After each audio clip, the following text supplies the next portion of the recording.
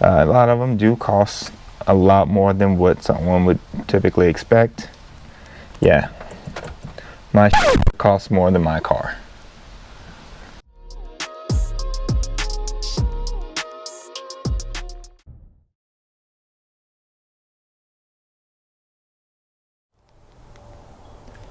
What's going on, guys? I want to do something different today. Instead of actually working on the car, today we want to talk about the money that's going into the car. But before we do that, please take a moment to like, share, and subscribe to the channel. Follow us on Instagram, and yeah, all that stuff. As enthusiasts, we have a tendency to invest more money into our cars than the cars themselves are actually worth. This is especially true when we start talking about engine swaps. Usually when we get a project car, we look for the most inexpensive, solid chassis that'll work for what we want it to do. And then from there, we start adding in all of our mods and performance parts. These performance parts and aftermarket parts can get pretty expensive. So what happens when the price of the parts themselves end up costing more than the car does? We're going to cover that today as we dive into everything in my car that costs more than the car itself. So getting some of the obvious things out of the way, the 2JZ itself costs more than the car did. Paired to that 2JZ is a GetDrag 420 Golf 6-speed manual transmission out of the E46 M3. And that also costs more than the car. That was so those things were kind of a given. We knew 2JZ is going to be pretty expensive, especially with the COVID tax and everything that's going on. And they're just a popular motor right now, so everyone's trying to get their hands on them. Everyone's holding on to them, and their resale has gone through the roof. I actually got this one for about $450, $500. So I made out pretty good. However, you check now, even the NA motors are going for in the thousands. So now we kind of got the obvious out of the way, the elephant in the room. We'll kind of dive into some of the other things that we may or may not have expected. Next up, and still somewhat obvious, we have the ECU. We have a ECU Masters EMU Black. This went for about not sure the exact price, just because I got it in a bundle with the harness itself, which is the next thing that we would cover. We have a Wiring Specialties E46 2JZ Pro Series harness. This coupled with the ECU was about $3 in total, which is well over what we paid for the price of the car itself. I'll probably do a review on the ECU itself at some point. The harness, it's a little late to really do a review on because it's already in there, but I will say that it's been great. It was ridiculously easy to get everything hooked up and connected. Great company to work with. They made sure I had everything that I could possibly want and need for this, and they leave room for growth. I guess that's my official, unofficial review of the Wiring Specialties Pro harness. So now we'll continue on to the rest of the car. Alright, so now we're going to get into some of the things that you may not have expected to cost more than the car, but you're not quite too surprised that it did. First off being the pistons.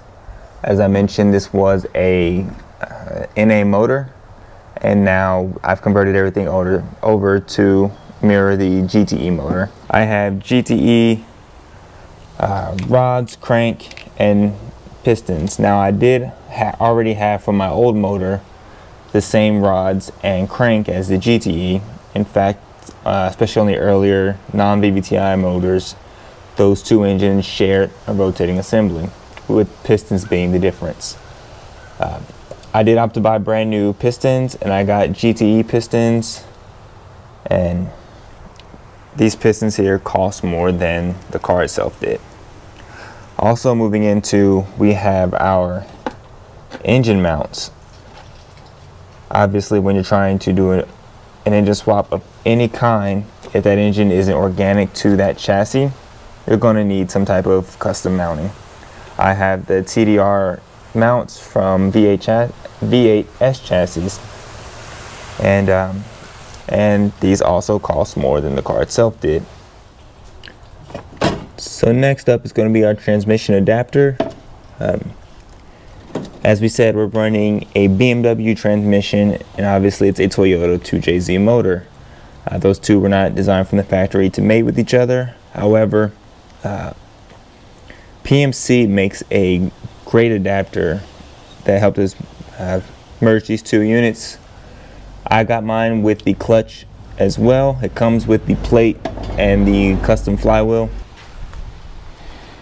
So all in all, I paid a little over $1,000 for the clutch, the adapter plate, and the billet flywheel. So we'll kind of keep digging in.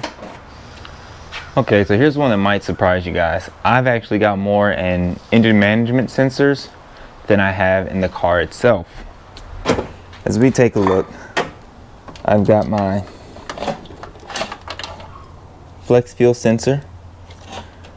I have my fuel pressure sensor, and right here I have my oil pressure sensor. Now in just those three sensors alone, I've got more than I spent on the car.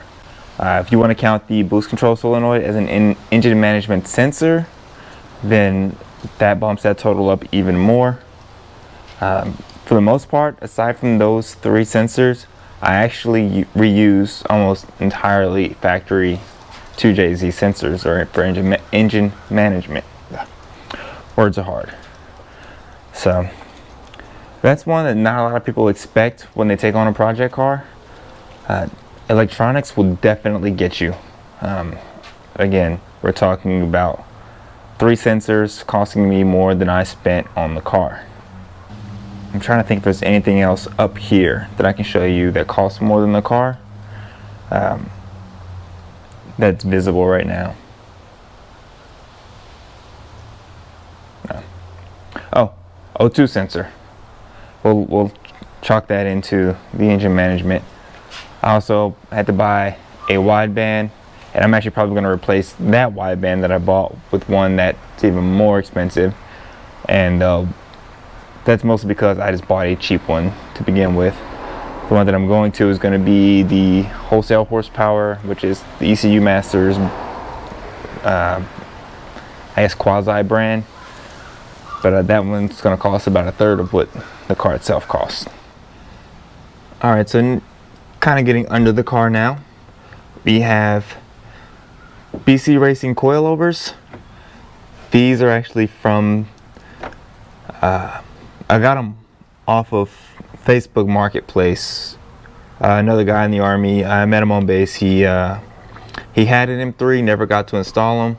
He gave me a killer deal on these things, almost like $600 to $800 off, and they still cost more than the car itself did. That's at the price I paid and not at regular retail price. So we'll add that to the list.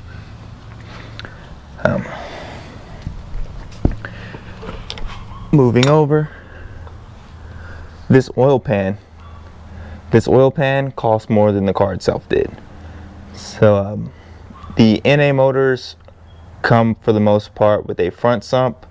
I pulled this one out of a 2001 GS300, and it had the front sump oil pan, and of course I needed a rear sump for this swap, so I had to buy one off of eBay, and it was for the most part a complete assembly, but it still cost me roughly. So the oil pan definitely exceeds the cost of the car. The brakes back here for both the front and the rear brakes, individually, the front and rears where they didn't cost more than the car, but when you add them up together for regular 3 Series rotors up front and M3 rotors in the rear, plus pads, they ended up costing more than the car did. Alright, speaking of brakes, notice I don't have the factory brake booster anymore. That's because I went with the Chase Base brake booster eliminator, and I also have their bias valve here. Actually, there's quite a few components of my braking system that are from Chase Base. The entire braking system now is somewhat custom.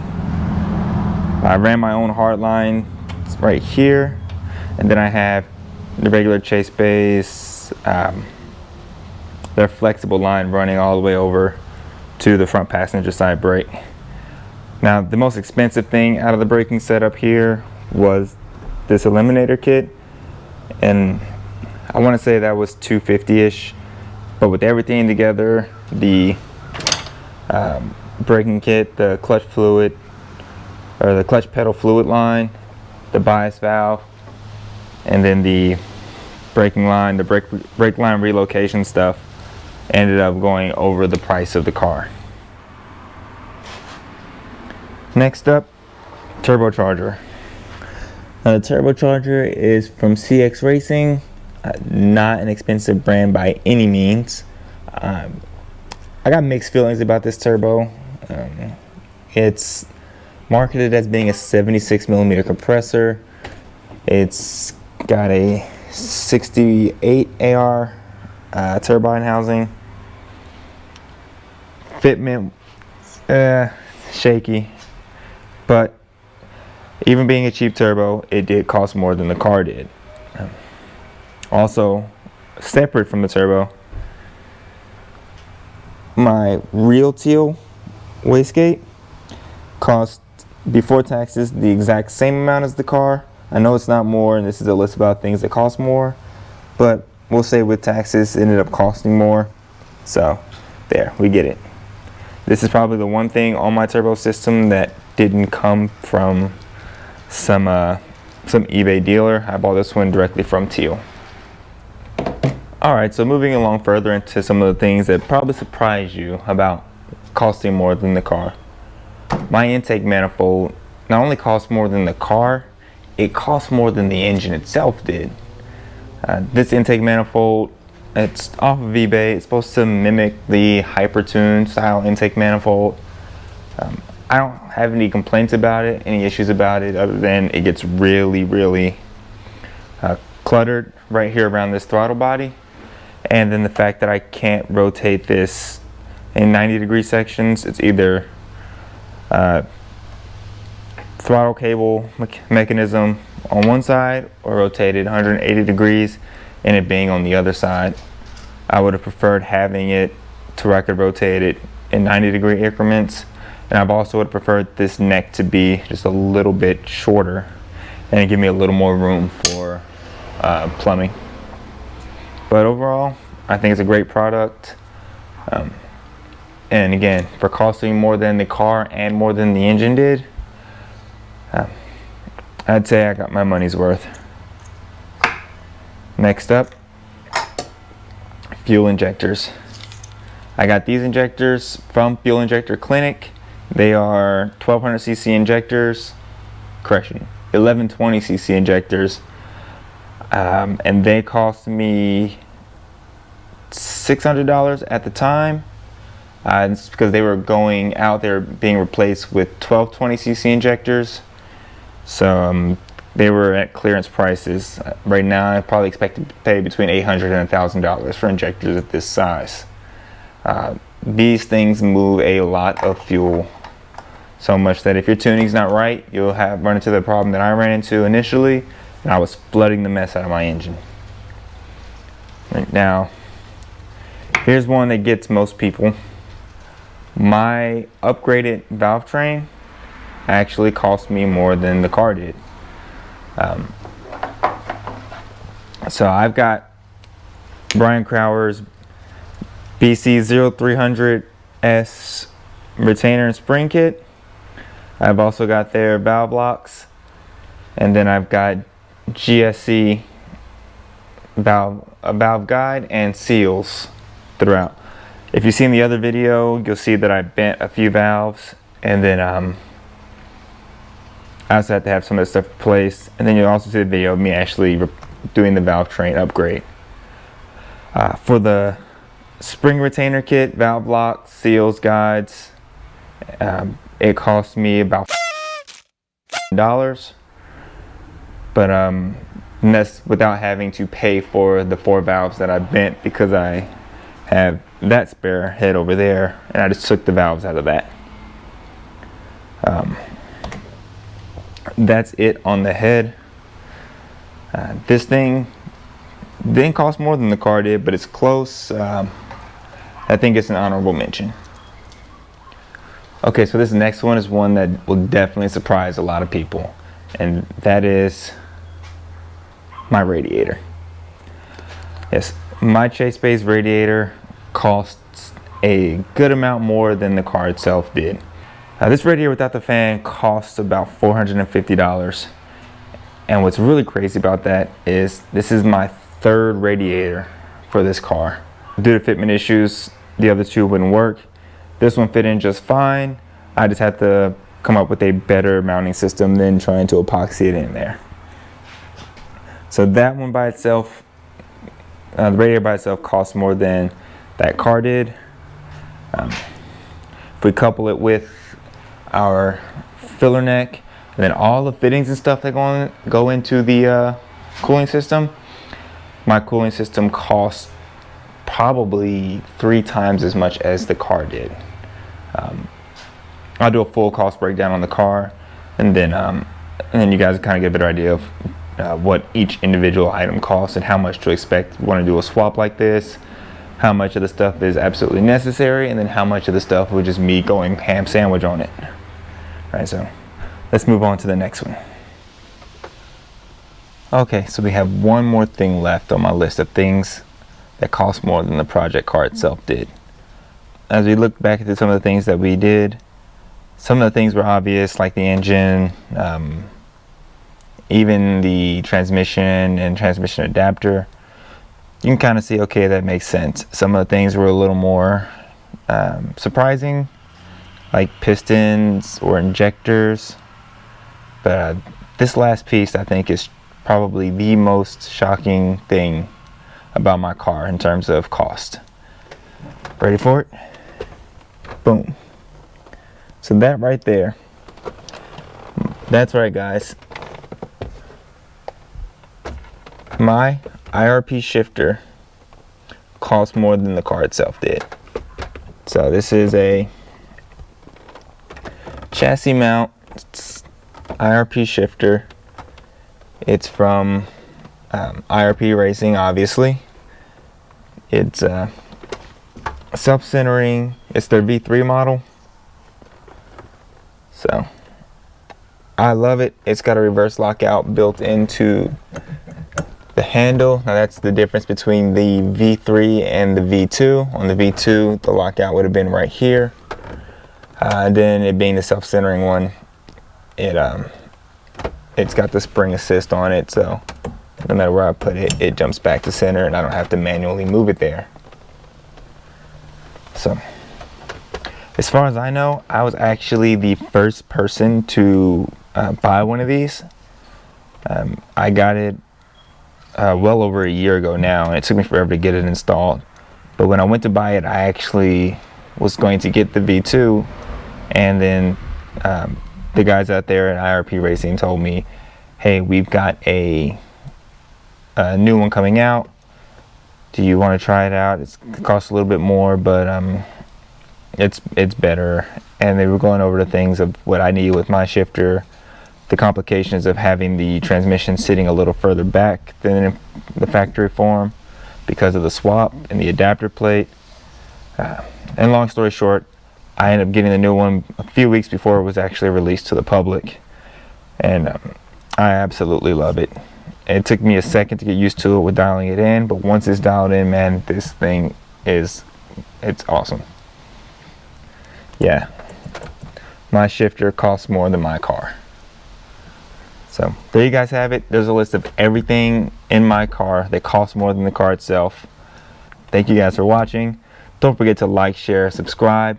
Follow us on Instagram once again at harrison.peck.89 and at low_Corey. Skunkworks page is on the way, if not out by now. Make sure you give us a follow and keep watching. Thank you guys again. Peace.